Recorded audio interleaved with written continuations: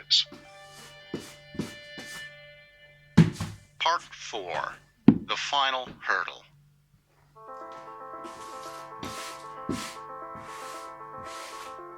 I've been working on access to medicines issues and the medical innovation model for about 10 years. Our final expert witness is Dermot McDonald. He's a lead organiser of Just Treatment. We're a patient-led campaigning organisation looking to ensure that particularly patients on the NHS aren't harmed by the impact of high drug prices. He's not been taken by surprise by COVID-19. I think everybody's maybe alarmed and astounded at the scale of impact that the coronavirus is having. But we've had coronavirus pandemics or epidemics before, like in 2002 with SARS and with MERS in 2012. So we kind of knew it was coming. We just didn't maybe know when it was coming or what the exact mutation of the virus would look like. He says that back in 2002, after SARS, or severe acute respiratory syndrome, which is another coronavirus, there was significant investment to develop potential vaccine candidates. Dr. Peter Hotez, the co-director at Texas Children's Hospital Center for Vaccine Development, was one of those looking into it.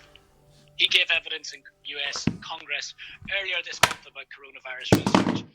His team had developed a vaccine for SARS-1 with public funds that looked like it was a really promising candidate. However, when it came to getting funding for the later stage human trials, the money dried up, and that's normally where we expect to see investment from the industry. So pharmaceuticals normally pay for the expensive clinical trials. They gain the patent and make money when they sell it back to the public. So why didn't they invest in a SARS vaccine? In his evidence to Congress, he said, in the end, industry is not interested in investing in a vaccine which they would have to stockpile. No one wants to invest in a product designed not to be used. Stockpile? Because SARS was no longer such a threat.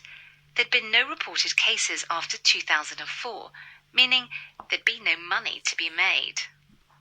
So given that SARS shares a similar genetic code to COVID-19, we'll never know that if a SARS vaccine had been developed, whether it would have helped us get a quicker one for COVID-19.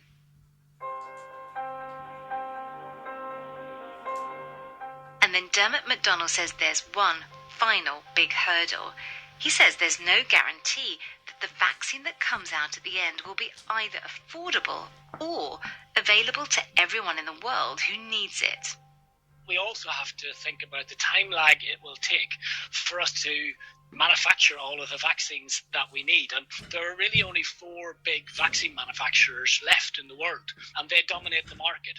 So the production capacity that's required for us to develop, once we find a vaccine that works,